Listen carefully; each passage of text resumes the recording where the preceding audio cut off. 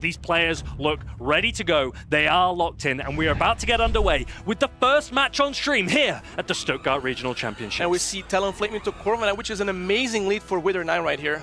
Yeah, this is a great lead for the fire and flying type Pokemon of Shadow. Talonflame and CACHTON immediately goes into his Florges, which is able to throw super effective Chilling Water into Talonflame. That's why it's immediately met by Withered's Cradily, which takes neutral from this as a grass and rock type Pokemon. Chilling Water is an attack that will guarantee an attack debuff, but Cradily, as we know, has an attack of its own. Yeah, Rock Tomb debuffing Florges right here. I think there's a beta from CACHTON baiting out the Cradily, so as you can see we have the Stunfisk in the back, that its Stunfisk is free and avoids the Cradily. Yeah, this is a great play from CACHTON, but it's still a very strong position for Withered. Cradily has such a good matchup into the Florges, Chilling Water doing less and less each time the Florges takes a Rock Tomb, and the super effective fast attack Acid is able to near full farm down the Florges. One more Chilling Water coming through first, but this won't be enough to threaten a knockout, so no shield from Withered. And CACHTON's actually going to undercharge that to try and get more of a farm down on his Corviknight. Yeah, these Rock Tombs will do almost no damage since they got, I think, 4 or 5 times Chilling Water debuffed. So these Rock Tombs, as you can see, the Corviknight hangs on really easily. And I'm actually surprised that WITHRD9 doesn't swap out here and maybe doesn't allow the farm, but this is a great farm opportunity for Corviknight. It could throw back paybacks at Talonflame when it comes back in later.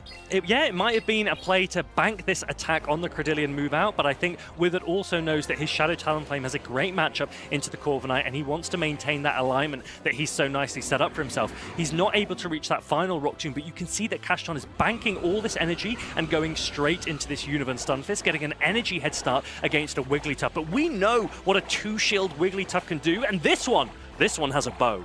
This one has a bow. It looks pretty cute, not gonna lie. Here comes a Mud Bomb from CACHTON. He's gonna throw Mud Bomb after Mud Bomb. But Wigglytuff has access to Icy Wind, is super effective against the Stunfisk. And Icy Wind also opportunity to debuff the Stunfisk, so the Mud Bombs will do less damage over time. But interestingly, Withered's actually going for a swift bait here. It does pull the shield from CACHTON. It doesn't get the guaranteed debuff that Icy Wind would have given. But I think Withered maybe could use both of his shields on the Shadow Talonflame. It doesn't matter what the Univern Stunfisk is able to throw if he can keep the shields on the Shadow Talonflame, and Wigglytuff is able to reach another Swift and put this Univern Stunfisk deep into the red health.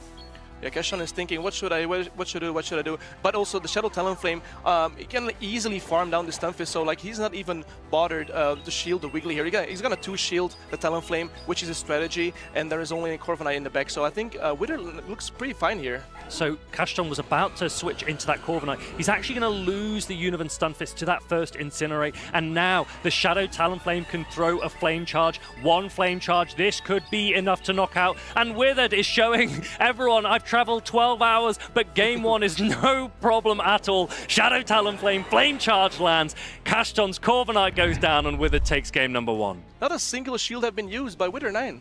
I think he knew, he saw how much energy was available on that Corviknight, and he preserved his shields for the Talonflame, but Talonflame already had energy to go, throwing that attack, and I think CACHTON knew that the writing was on the wall. He lets the Corviknight go down. Withered takes game number 1. Yeah, the writing was definitely on the wall. I'm actually excited to see maybe CACHTON will bring his Altaria. Maybe it's Altaria Scissor Core, which is pretty much unbreakable as we talked about. Each other good luck, and let's see what it's gonna do. Yeah, game 2, ready to go. The players are locked in. We see the Feraligatr once more, and an adjustment from CACHTON. He now brings the Univern Stunfisk electric type, but it also has ground typing, meaning it would take super effective from the water type Hydro Cannons. Since this is not a Shadow Feraligatr, the Hydro Cannon doesn't do as much damage, but here CACHTON goes for the Discharge, which does not knock out the Feraligatr, but Feraligatr can easily hang out since it's a normal version, not the Shadow one. It still does a lot of damage, putting that Feraligatr into the red. Now, Feraligatr will do a lot of damage with this Hydro Cannon if it lands, but the nice thing about Univern Stunfisk is it paces quicker by 1 second to its second attack, and that means CACHTON can force the first shield. Withered isn't willing to give it. He's letting this Feraligatr go once more, as he did in game number 1 against that Furret. Yeah, this is pretty smart. Now we can get farm on the second Pokemon it's going to bring in now. He's thinking like, it's probably going to bring in Alip. Yeah, it does bring in an Alip, which probably can counter down the Stunfisk, and he can not counter down the Stunfisk, holds on and gets to a Mud Bomb. Yes, that Annihilate didn't quite get the full farm down. Stunfisk holding on barely 1 HP. Mud Bomb lands, and it is a Shadow Annihilate, so it takes it below half health. But the Annihilate has a Rage Fist banked, and now WITHRD is going to come in with that Credilli, and Credilli is going to reach a Rock Tomb before the counter-swapped Furret, and Rock Tomb guarantees a debuff. So this is a pretty good position for WITHRD, but let's remember that the Fairy type versus the Fighting type in the back could be advantageous for CACHTON.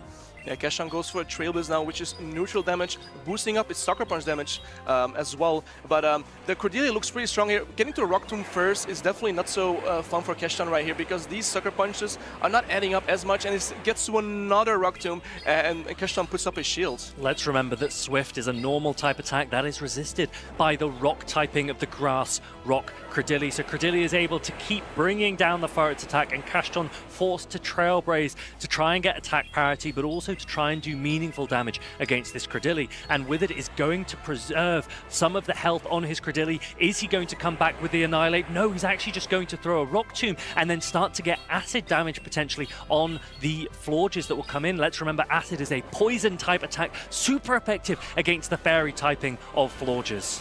I assume CACHTON is gonna have to throw here on the Chilling Water on the Credilli because he doesn't want to get debuffed. But it opts to let it go, and actually, he has to shield the Rock Tomb here. So like he gets debuffed now because it is the last Pokemon. He can't undebuff himself Do you aggressively anymore. swap here and Rage Fist immediately? He does. He goes And for the Rage Fist that here. means the Rage Fist can land before a Chilling Water comes in. But I think CACHTON's in a pretty good position because you could just Trailblaze and Fairy Wind this Annihilate down. Yeah, he probably goes for the... Yeah, he does go for the Trailblaze, and this Trailblaze... he has 2 Trailblazes locked in, so like one Trailblaze, the shield here doesn't KO, obviously, because he used to steal, and then the second one will come in and then knock out the Annihilate. He goes for the Chilling Water here. I think Trailblaze slightly does more damage, but then he can... Fairy Wind down the Credilli in the end. Yeah, I think Trailblaze perhaps the optimal attack, but neither will make a difference because that Credilli is so low, the Fairy Wind is boosted, and this Fairy was still Wind pretty close, not gonna lie. It was pretty close. The Credilli with that acid attack, I wonder, could you have got a little bit more benefit from the Credilli against that Florge at the moment? And I think that's a perfectly valid strategy. The players are ready to go. Let's see if the strategy works again. We see the Shadow Talonflame as we had in game number 1. This time it is against that Univan Stunfisk. A good lead for CACHTON, and so WITHRD goes straight into his Wigglytuff safe swap. Yeah, CACHTON ups sustain here a little bit, which is actually not a bad matchup for the Stunfisk. It throws on a perfect timing here as well. Gets to the Mud Bomb. Wigglytuff doesn't have a move yet.